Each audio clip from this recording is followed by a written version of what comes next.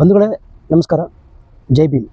ನಾನು ಜಯಕುಮಾರ್ ಹಾದಿಕೆ, ಭೀಮ್ ಆರ್ಮಿ ಕರ್ನಾಟಕ ಐಕ್ಯ ಮಿಷನ್ನ ರಾಜ್ಯ ಉಪಾಧ್ಯಕ್ಷ. ಈಗಾಗಲೇ ಸರ್ಕಾರ ಹಿರಿಯ ಕಲಾವಿದರಿಗೆ ಒಂದು ಸ್ಮಾರಕವನ್ನು ಕಟ್ಟಿಸೋದಕ್ಕೆ 2 ಎಕರೆ ಜಾಗವನ್ನು ಒಂದಷ್ಟು ಸುದ್ದಿ ಈಗಾಗಲೇ ನಾವೆಲ್ಲ ಗಮನಿಸ್ತಿದ್ದೀವಿ.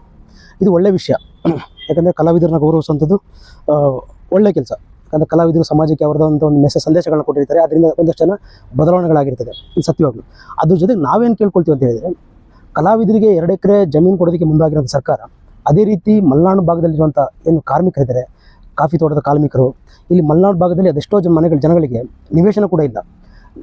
ಈ ಇರುವಂಥ ಮನೆಗಳು ಕೂಡ ಪ್ಲಾಸ್ಟಿಕ್ ಮನೆಗಳನ್ನ ಕಟ್ಸ್ಕೊಂಡು ಜೀವನ ನಡೆಸ್ತಿದ್ದಾರೆ. ಸೊ ನಾವು ಕೇಳ್ಕೊಳ್ಳೋದೇನಪ್ಪ ಅಂತ ಹೇಳಿದರೆ, ಕಲಾವಿದರಿಗೆ ಜಾಗವನ್ನು ಕೊಡುವಂಥ ಸರ್ಕಾರ ದಯಮಾಡಿ ಮಲೆನಾಡು ಭಾಗದಲ್ಲಿರುವಂಥ ಕಾರ್ಮಿಕರಿಗೂ ಕೂಡ ನಿವೇಶನವನ್ನು ಕಟ್ಸ್ಕೊಡ್ಬೇಕು, ಅಥವಾ ಅಟ್ಲೀಸ್ಟ್ ಅವ್ರಿಗೊಂದಷ್ಟು ಮನೆ ಕಟ್ಸ್ಕೊಳ್ಳೋದಕ್ಕೆ ಜಾಗವನ್ನಾದರೂ ಕೊಡಬೇಕು ಅನ್ನೋದು ನಮ್ಮದು ಕೂಡ ಒಂದು ಬೇಡಿಕೆ. ಯಾಕಂದರೆ ಬೆಂಗಳೂರಿನಲ್ಲಿ ಒಂದು 2 ಎಕರೆ ಜಮೀನು ಕೊಡಿಸ್ತೀವಿ ಅಂತ ಹೇಳಿದರೆ, ನನಗೆ ಗೊತ್ತಿಲ್ಲ ಬೆಂಗಳೂರಲ್ಲಿ 1 ಎಕರೆಗೆ ಜಮೀನಿಗೆ ಎಷ್ಟಿದೆ ಅಂತೇಳಿ. ಮೊನ್ನೆ ಒಬ್ಬರು ಯಾರೋ ಮಾತಾಡ್ತಿರ್ಬೇಕಾದ್ರೆ ಕೋಟಿಗಟ್ಟಲೆ ಇದೆ ಅಂತೇಳಿ. ಸೊ ಆ ಕೋಟಿಗಟ್ಟಲೆ ಹಣದಲ್ಲಿ ಇಲ್ಲೊಂದು 1000 ಕುಟುಂಬಗಳಿಗೆ ಮನೆ ಕಟ್ಕೊಡ್ಬೋದು.